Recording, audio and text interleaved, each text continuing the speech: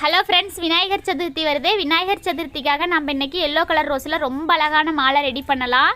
நான் வந்துட்டு இன்றைக்கி ஒரு 1/2 கிலோ எல்லோ கலர் ரோஸ் எடுத்துருக்கிறேன். இது வந்து குட்டி ரோஸு தான். நாம் வந்துட்டு எல்லோ கலர் ரோஸில் மாலை எங்கேயும் அதிகமாக பார்த்துருக்க மாட்டோம். இன்றைக்கி நம்ம எல்லோ கலர் ரோஸில் ரொம்ப அழகாக ரெடி பண்ணலாம். அதுக்காக ஊசி எடுத்துக்கோங்க. சாதாரணமாக வீட்டில் இருக்கிற சின்ன சைஸ் ஊசியாக இருந்தாலும் சரி, நார்மல் ஊசியாக இருந்தாலும் சரி எடுத்துக்கோங்க. நூல் வந்துட்டு நல்லா கெட்டியான நூலாக ரெட்டையாக போட்டு எடுத்துக்கோங்க. அதோட கடைசி பக்கமாக இந்த மாதிரி கொஞ்சம் நூல் விட்டுட்டு ரோஸோட காம்பை வச்சு ஒரு கண்ணி கட்டிக்கலாம். கட்ட தெரியலனா நார்மலாக வச்சு ஒரு முடி போட்டுக்கோங்க. இந்த காம்பை நம்ம லாஸ்ட்டாக எடுத்துட போகிறோம். நம்ம ஏற்கனவே இதே மாதிரி ரெட் கலர் ரோஸில் மாலை ரெடி பண்ணி போட்டிருக்கிறோம். நம்ம வந்துட்டு இன்றைக்கி எல்லோ கலர் ரோஸில் ரெடி பண்ணலாம். எல்லோ கலர் ரோஸ்லேயே வந்து 2-3 விதமாக எல்லோ கலர் ரோஸ் இருக்குது.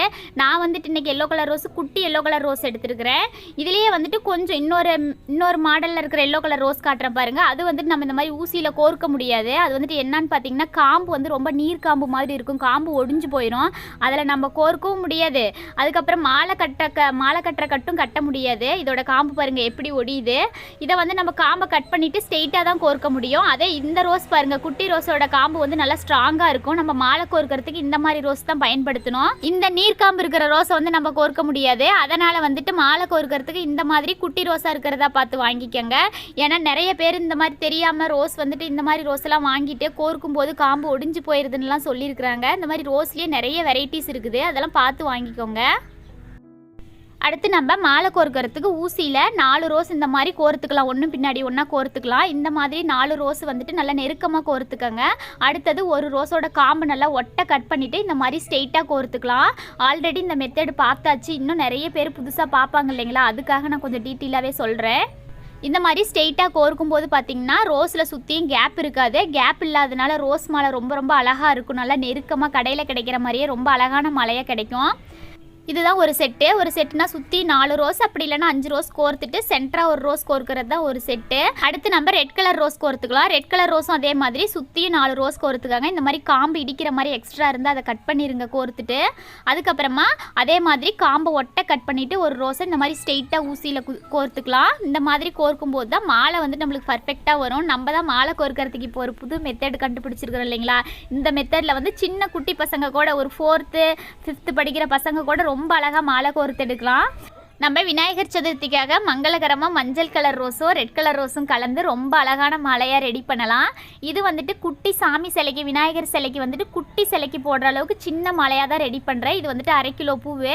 1/2 கிலோ பூவில் வந்துட்டு ரொம்ப அழகாக குட்டி சிலைக்கு போடக்கூடிய அளவுக்கு மாலை வந்துட்டு நம்மளுக்கு கிடைக்கும். நீங்கள் வந்து கொஞ்சம் நல்லா பெரிய மாலையாக செய்கிறீங்க அப்படின்னா கொஞ்சம் நிறைய ரோஸ் வாங்கிக்காங்க. மாலைக்கு தகுந்த மாதிரி எவ்வளோ லென்த்து வேணுமோ அவ்வளோ லென்த்து வாங்கிக்கலாம். நூலும் பார்த்தீங்கன்னா மாலை கோர்க்கறதுக்காக கொஞ்சம் ஃபேன்சி ஸ்டோர்லேயே கொஞ்சம் ஹெவியான நூலாக கேட்டு வாங்கி கோர்த்துக்கங்க.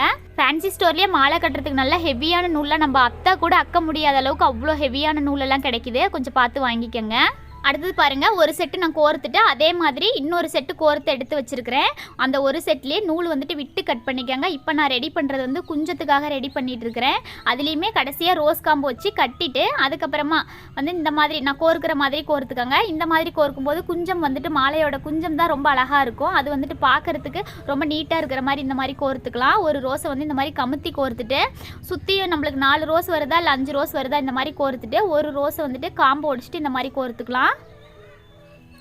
பாருங்கள், இப்போ வந்துட்டு அடியில் பார்க்கும்போது நம்மளுக்கு ரொம்ப அழகாக இருக்கும். ரோஸ் இருக்கிற மாதிரி கொஞ்சம் மொட்டையாக இருக்கிற மாதிரி இருக்காது. இது வந்துட்டு நல்லா ஒரு பால் மாதிரி ரொம்ப அழகாக இருக்கும். அடுத்து நம்ம ரெட் கலர் ரோஸ் கோர்த்துக்கலாம். ரெட் கலர் ரோஸும் அதே மாதிரியே சுற்றியும் 4 ரோஸ் வச்சுட்டு சென்டராக ஒரு ரோஸை வந்துட்டு காம்பை கட் பண்ணிவிட்டு கோர்த்துக்கலாம். இந்த மாதிரி நம்ம இடையில வைக்கிறதுக்கு ரெட் கலர் ரோஸ் மட்டும்தான் வைக்கணுங்கிறது இல்லை. நம்மளுக்கு எந்த பொருள் கிடைக்குதோ, துளசி, அருகம்புல், அதுக்கப்புறம் பார்த்திங்கன்னா வேறு கலர் ரோஸு இல்லை செவ்வந்தி பூவு, இந்த மாதிரி எந்த பூ கிடைக்குதோ அதை வச்சு நம்ம கோர்த்துக்கலாம். அவ்வளோதான். இந்த மாதிரி 2 செட்டு கோர்த்துட்டோமா போதும். குஞ்சத்துக்கு வந்து ஏன்னா மாலை ரொம்ப சின்ன மாலையாக இருக்குது இல்லைங்களா, அதனால் குஞ்சத்துக்கு வந்து இந்த அளவு கரெக்டாக இருக்கும். இன்னும் கொஞ்சம் பெரிய மாலையாக இருந்ததுன்னா ஒரு 3 செட்டு கூட கோர்த்துக்கோங்க. அவ்வளோதான். இதுக்கும் கொஞ்சம் நூல் விட்டு கட் பண்ணிக்கலாம். அடுத்து நம்ம மாலை வந்துட்டு எப்படி ஜாயின் பண்ணுறதுன்னு பாருங்கள். இந்த மாதிரி மாலையை வந்துட்டு இந்த மாலை பொசிஷனில் இந்த மாதிரி வச்சுக்கிட்டு நல்லா இறுக்கமாக முடி போட்டுக்கோங்க. ஒரு 5 முடி 6 முடி கூட நல்லா இறுக்கமாக போட்டுக்கோங்க. ஏன்னா ரோஸ் மாலை கொஞ்சம் வெயிட்டாக இருக்கும். அதனால் இந்த மாதிரி போட்டுட்டு நூல் வந்துட்டு ஒட்டை கட் பண்ணிடுங்க. ஒட்டைங்கிறத கொஞ்சம் விட்டு கூட நூலை கட் பண்ணிடுங்க. இப்போ வந்து நம்ம மாலையோட குஞ்சத்தை ஜாயின் பண்ண போகிறோம். அது நூல் ரெட்டையாக இருக்குது இல்லைங்களா, இதை வந்து இந்த இடத்துல நல்லா இறுக்கமாக 2 முடி போட்டுட்டு இங்கே பாருங்கள், நம்ம வந்து அந்த இடத்துல ஜாயின் பண்ணோம் இல்லைங்களா, அதில் கொஞ்சம் லைட்டாக லூஸாக இருக்கிற மாதிரி தான் ஜாயின் பண்ணணும். இல்லைனா மாலை மாலை வந்து வளைஞ்சு கொடுக்காது. ஏன்னா குட்டி மாலை இல்லைங்களா, நம்ம அந்த 2 சைடும் மாலை வருது இல்லைங்களா, அந்த இடத்துல வந்து நல்லா இறுக்கமாக முடி போட்டுக்கோங்க. ஆனால் வந்துட்டு 2 சைடும் கொஞ்சம் லூஸாக இருக்கிற மாதிரி இருக்கணும். மாலை வந்து நம்ம பிடிச்சி அசைக்கும் போது அசைகிற மாதிரி இருக்கணும். அடுத்து இந்த மாதிரி குஞ்சத்தை வச்சு நம்ம ஜாயின் பண்ணிக்கலாம்.